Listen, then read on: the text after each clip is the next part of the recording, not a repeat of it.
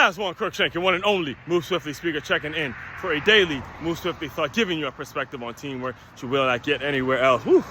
That one felt amazing. It's always great to come back, knock a 10-miler out after an unexpected day off.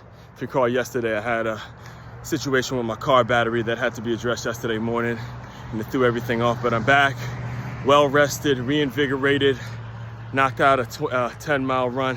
And actually this is actually my old route, so it's sort of a nostalgic feeling that I have, just walking down this road. This is actually kind of where the Move Swiftly thoughts were really at a high point, because it'd be every day coming down this road, and I was probably, right now we're at a couple of 1,020 something.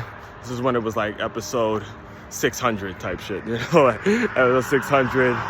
Going to 800, stuff like that. But anyway, what I planned on addressing yesterday, I'm going to address today. And I actually have more material on what it is I was going to address yesterday, because, I got through the Thursday night game and I got a chance to see what the headlines were after the Thursday night game against the Jets and the Patriots.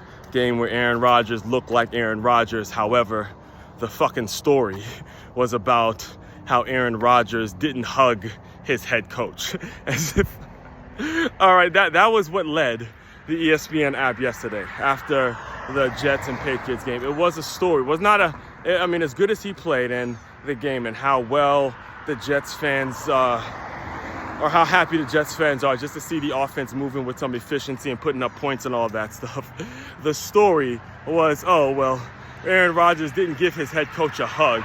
They did something else. This is why, and the topic for today's Move Swiftly thought is why college football, at least what college football was before all the moving around and the added playoff teams and everything about NIL and transfer portal and everything about who's going to be projected to go to the NFL draft and all that kind of stuff. When college football was pure and it was about the just rivalry, the love of the game, the passion of the game.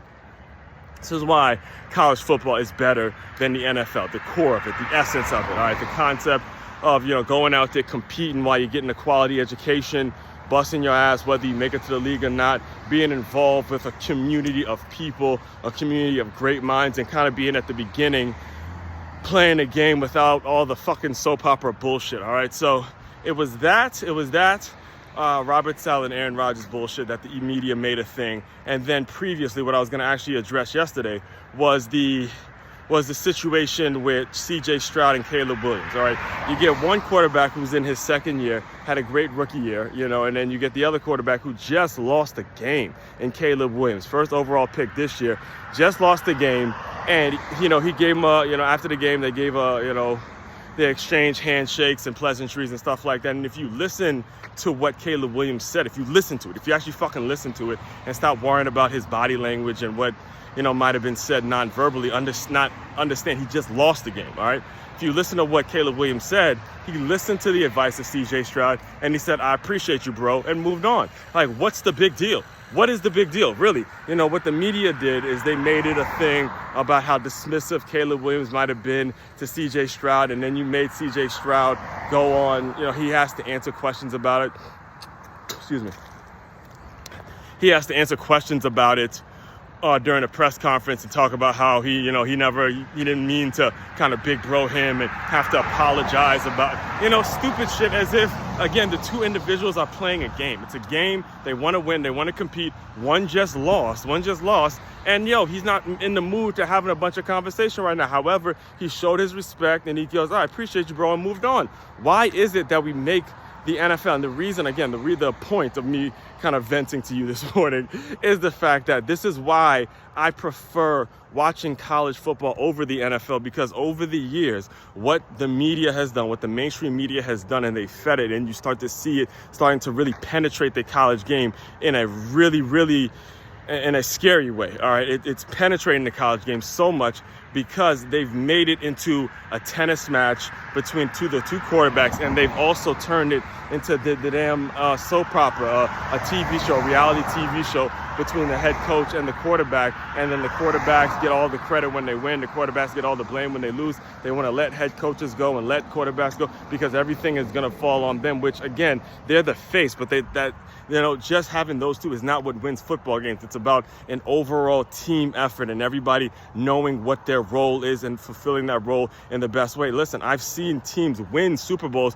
without having necessarily a great quarterback, a quarterback that was just not going to turn the ball over, make the plays when that they need to be played, needed to be made, and then you have a defense that's going to nut up. You got an O-line that's going to do what they got to do, get the run game going. You got wide receivers that are going to be blocking on run plays and making those DBs creep up, and then when you get an opportunity, hit them for a long pass. That's the way the game has always been played. But the media, and then even more, than I hate to even bring it up because I hope I don't start really losing it on you guys, because Mel Kiper, and I hate to speak negatively about people from Maryland or what people, but regardless of where you're from, when you say stupid shit like Mel Kiper said about how we need to outlaw, cover two and the safeties shouldn't be so far deep, and this is the guy that we call a fucking draft expert.